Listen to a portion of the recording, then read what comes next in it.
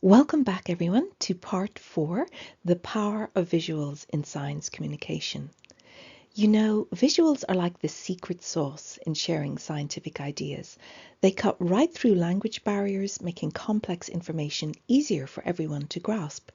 By turning detailed data into eye-catching visuals, we can help people understand and remember the content better. In this session, you will learn how to create visuals that make complex scientific ideas easier to grasp for everyone. We'll explore various tools and resources that can help you craft engaging and informative visuals. You'll know how to optimize visuals for different social media platforms, and you'll learn how to employ visual metaphors to simplify and convey scientific information. So I'm excited to guide you through these skills to enhance your scientific communication. Why do visuals matter in science communication? Well, humans are naturally drawn to images. Our brains can process visuals much faster than text. Some studies suggest up to 60,000 times quicker. This rapid processing means that when we see a picture, we grasp its meaning almost instantly, whereas reading text takes much more time and effort. There's a concept called the picture superiority effect, which means we're more likely to remember information when we see it represented as images rather than just words. And that's why the saying, a picture is worth 1,000 words, holds so true, especially I think in science communication. In science, we often deal with complex ideas and data. So visuals like charts, like infographics, like diagrams can break down these complexities, making them much easier to understand for both experts and the general public. By presenting information visually, we can enhance comprehension and retention. We can ensure that our message resonates with a wider audience. And using visuals isn't just about making information digestible, it's also about engagement. People on social media in particular are more likely to engage with and to share content that includes compelling images. By harnessing the power of visuals, we can transform complex scientific information into engaging, memorable, and accessible content for all. Creating graphics takes time and it takes effort, so you want to make the process count. It's important to know why you're making one before you start. Think about that main message that you want to share. What's that key point, that key takeaway that you're trying to get across?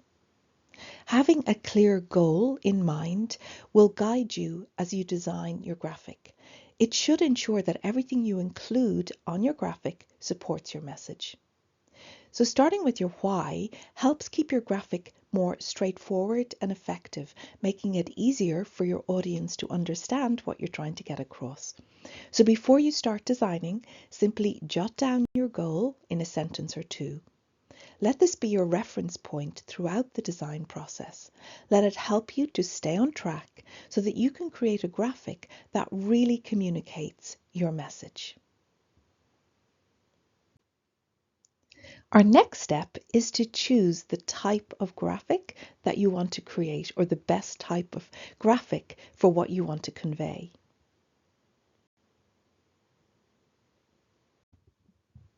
First up, infographics. We've already met infographics in our previous training. I like to call infographics the storytellers of science. They blend data and visuals to explain concepts clearly. So for example, an infographic could illustrate the stages of clinical trials in epilepsy drug development, and you can see how this would make the process of understanding more accessible. Diagrams and illustrations are like the maps of the brain. They simplify complex structures or processes. A diagram showing how a specific enzyme works in the brain, for example, can help clarify its role in epilepsy. Next, we have charts and graphs. These visuals turn numbers into stories. They present data in a way that's easy to grasp. For instance, a bar chart comparing the effectiveness of different epilepsy treatments can quickly convey which options are most effective. Okay, this isn't right. Okay, let's look at some design principles to elevate your graphic creation. When it comes to creating visuals for science communication, it's important to apply some key design principles to ensure clarity and impact. So the first of these is simplicity. Less is more. Keep your designs straightforward.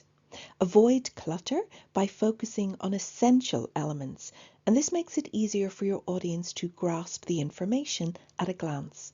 Remember, a clean design enhances understanding.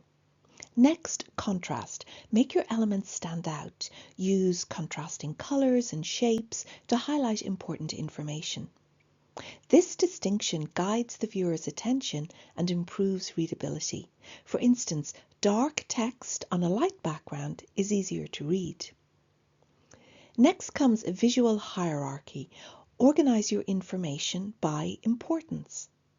Arrange the elements to show their relative significance. So use size, color, and placement of your elements to indicate what should be noticed first. A clear hierarchy helps the audience or the reader to navigate the content intuitively. Now we come to alignment. Aligning elements properly gives your design a polished look.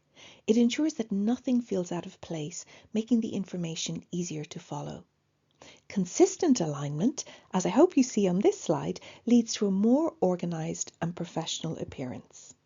And finally, consistency, maintaining uniformity across designs. So be sure to use uniform styles, the same styles, colors and fonts throughout your visuals. Consistency reinforces your message, and it also helps in building that awareness of who you are as an organization. It ensures that all the elements work together harmoniously. So by incorporating these key design principles, your visuals will be more engaging, more professional, and more effective in communicating complex information. So just a few moments ago, on the last slide, I mentioned contrast, and I want to spend a few moments with you telling you a little bit more about this. So keep an eye also on the visual to the right of the screen as I go through these different contrast elements. This visual is one of the graphics that we created to promote IBE's Global Epilepsy Needs Study, or GENS, which some of you may be familiar with. Firstly, let's look at color contrast. Using different colors can make elements stand out. And you can see this on the GENS graphic. The image uses a graded contrast, lighter at the top and then the darker purple background. Next, size contrast, varying the size of elements to create emphasis. So larger elements naturally attract the eye to the content, and using size contrast helps in highlighting the most important information. And again, look at the graphic. The call to action, "Are you ready to make a difference?" is in bolder, larger text, so it immediately draws the eye to it. When it comes to visual contrast, there are a lot of different ways that you can add visual contrast, but for the purposes of this graphic, the shape, so the Global Epilepsy Needs, or GENS logo, naturally creates a focal point. It makes the design more dynamic and engaging. And again, here's another, I think, really good example of that contrast. So we have that really large text on the dark background, a visual contrast with that image just coming into the left and just changing that color as well. So we have not every in white, disability in purple and visible. So I think that's a really good example of contrast. Another design feature to take note of is typeface. Typeface influences the tone and the effectiveness of your message. Here are some key considerations. Always opt for fonts that are easy to read, especially when presenting detailed information. Use different font sizes and weights to guide readers through your content. For instance, larger or bolder fonts can denote headings, while standard weights can be used for body text. It's perfectly okay to mix it up, but not too much. Using too many different fonts can be distracting, so it's best to keep font combinations minimal. Stick to 2 to 3 complementary fonts to add visual interest. Now, you might think that fonts and typeface are the same thing, and they're often used interchangeably, but there is a difference. A typeface refers to the overall design of the characters, so their look and feel. For example, Helvetica, Times New Roman, and Arial are common typefaces. On the other hand, a font is a specific style, weight, and size within a typeface. For instance, within the Helvetica typeface, you have fonts like Helvetica Regular 12 point, Helvetica Bold 14 point, and Helvetica Italic 10 point. So each of these variations is a distinct font within the Helvetica typeface, and it's the same for all different typefaces. Let's talk about visual hierarchy and how it plays a role in making your visuals easy to navigate and understand. Begin with text hierarchy. The way you organize your text is key, so use different font sizes, styles, and colors, not too many though, to differentiate between headings, subheadings, and body text. This helps guide the reader's eye and makes it clear what's important. Next, element positioning. Where you place your elements is just as important. Most readers naturally start at the top left-hand corner, far left to right reading, so place your most important elements there. Don't crowd everything together on your graphic. Adequate spacing around your elements creates clarity and helps avoid overwhelming the reader. When we space elements out properly, the design feels more balanced and easy to digest the content. It also allows each piece of information to breathe, so the audience can focus on one thing at a time and absorb that information. Now, again, look at the visual on the right side of your screen. This is a graphic I created to share on social media during our 50 Million Steps campaign, which is currently running. The phrase 50 million steps against stigma is the largest and most prominent text element because I immediately want to grab the viewer's attention. For the element positioning, you can see that the central placement of the large text and then the image of the person walking creates a strong visual focus.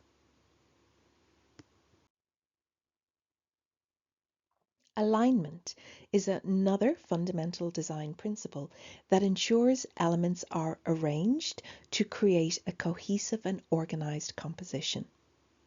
Proper alignment enhances readability, it establishes a clear visual hierarchy, and it contributes to a balanced and aesthetically pleasing design. The key aspects of alignment, well, let's start with consistent margins. Ensure that text, images, and other elements are aligned with one another, maintaining uniform margins throughout the design. This consistency provides a clean, a professional, and organized appearance. Use grid lines, even if they're invisible, to keep elements aligned evenly and consistently. Grid lines serve as an invisible framework that guides the placement of elements, and it ensures proportionality and harmony. Decide if left alignment, which is more readable, or center alignment for maybe a more balanced look, works best for your graphic. Left alignment is generally preferred for readability, especially in left to right languages, as it provides a natural starting point for the reader. Central alignment can be used for emphasis or to create a symmetrical, balanced look. So you can see here in this example, I've chosen to go for left alignment, even though it's slightly in the middle. One of the most effective tools for guiding visual hierarchy is white space. Sometimes you'll see this called negative space. This is space that is intentionally left empty between visual elements. Now, while this may seem wasteful to the untrained eye, it significantly boosts readability and comprehension. It also serves as a guide, again directing the reader's focus to the essential information. White space is really important in dense scientific content. Diagrams or brochures crammed with information are challenging to read or understand. So white space breaks up the text, it reduces cognitive load, it enhances comprehension, and it improves retention. And it also creates a nice, clean and professional aesthetic, which is helpful for conveying your information. Okay, let's talk about colour now and how we can use colour to establish visual hierarchy. Assign specific colours to different sections or types of information to guide your reader's attention. For example, you could use a calming blue for background elements and a contrasting colour like orange to highlight key findings or important data points. Be mindful, though, of colour blindness, which affects a significant portion of the population. To accommodate this, use high contrast colour combinations and consider incorporating textures or patterns. You saw that graded texture earlier in the graphic I shared to differentiate elements. There are also tools like colour blindness simulation tools that can help you assess how your design appears to individuals with different types of colour vision deficiencies. Apply the 60-30-10 rule. This rule suggests using 3 colours in your design. 60% the dominant colour, so the primary colour that covers most of the design. For us, we use purple. 30% a secondary colour, so a complementary colour that supports the dominant colour. We often use a different grade of colour in IBE's designs. And then 10% of an accent colour, a contrasting colour used sparingly to draw attention to key elements. Again, in IBE, we often use red. So consider also cultural associations. Colours can have different meanings across cultures. For example, while red may signify urgency or danger in some contexts, it can represent celebration or good luck in others. Understanding your audience's cultural context is important to ensure that your colour choices align with the intended message and don't inadvertently convey unintended meanings.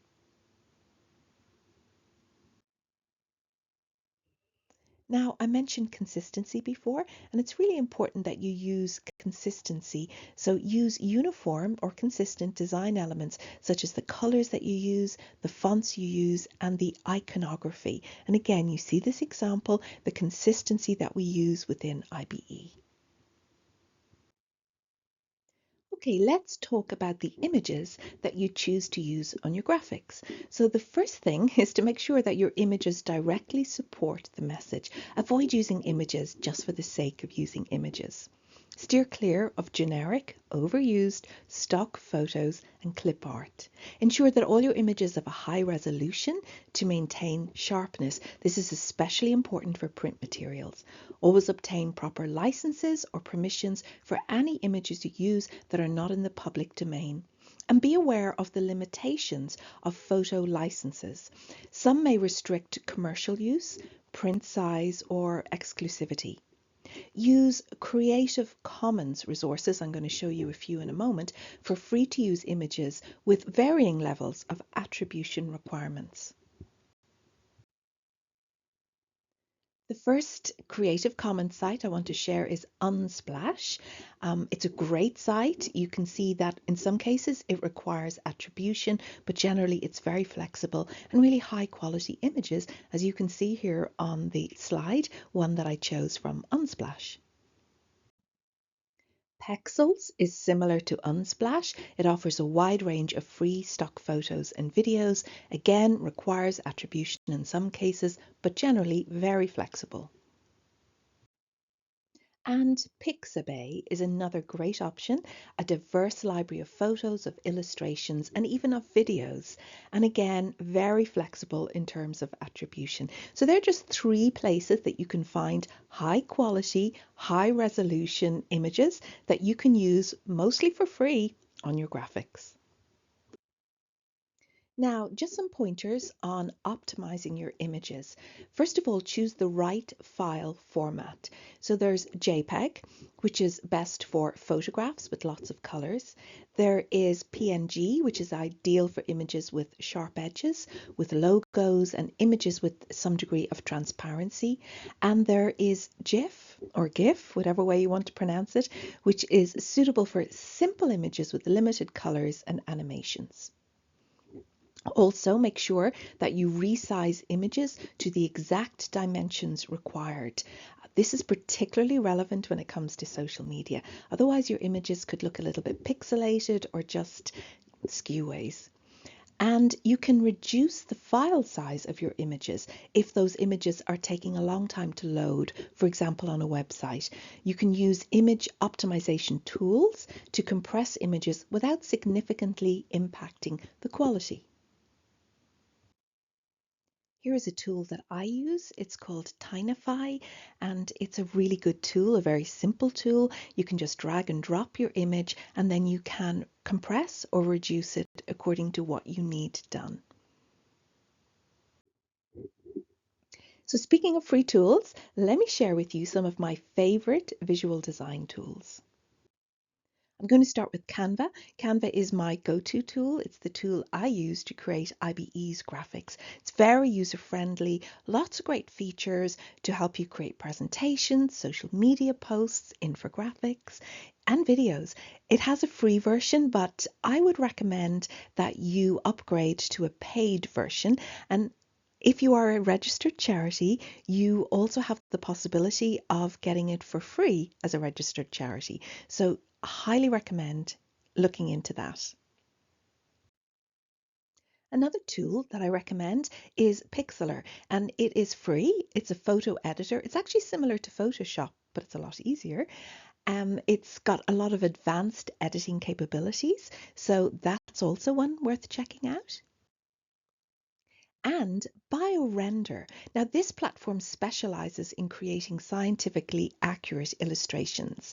It offers pre-made templates and icons for various biological structures and processes. So it makes it easier to create complex graphics without extensive graphic design skills. And another one to take note of is SideDraw. It's free. It's for creating scientific illustrations. It's got a lot of tools for drawing and editing diagrams, charts, and other visuals. So this is great, obviously, for your lay summaries and your infographics. Dia is a free and open source diagramming software tool that's easy to use, and it's ideal for creating flowcharts, diagrams, and other technical illustrations. It's particularly useful for visualizing complex scientific processes or systems. So to finish up, I want to talk to you about visual metaphors. Now, metaphors are figures of speech that compare two different things that have something in common. They're a really great tool for us to use in science communication because they can help to promote retention and recall. Studies show that visuals, I think we've seen this earlier, are more likely to be remembered than text alone. So when paired with visual metaphors, these visuals create a dual coding effect because they engage both visual and verbal memory. These metaphors also make abstract concepts tangible. They transform the abstract or theoretical concept of science into something more relatable. And they tap into both logical understanding and emotional resonance. And again, this makes the information more memorable. Visual metaphors connect new information to what people already know, and this makes it easier to grasp unfamiliar topics. So let me share with you an example of a visual metaphor so you can see what I mean. Imagine you're trying to explain the brain to someone who doesn't know much about science. You might use, for example, a traffic system metaphor. So you would say, picture this. The brain's neurons are like cars driving along a highway. They're constantly passing signals to each other, just like cars speeding to their next destination. But sometimes, like in epilepsy, there's a traffic jam or maybe a car crash where the signals get out of control. So this kind of visual metaphor helps people understand that when there's a disruption in the brain's normal electrical patterns, it can cause seizures, just like how a traffic jam can stop everything from moving smoothly.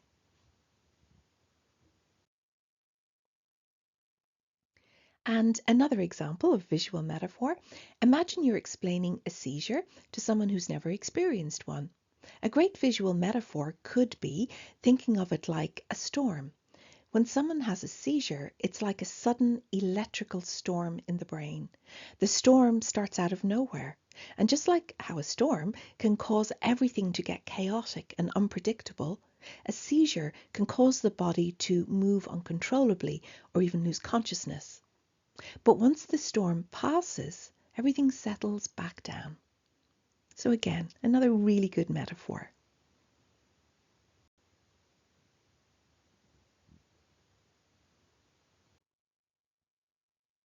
So as we conclude this module, remember that visuals are more than just pretty pictures. They are impactful tools for science communication and understanding. In our next module, Ellie will dive even deeper into these design principles and she will focus on how to apply them to create compelling visual abstracts. We look forward to seeing you for the next module.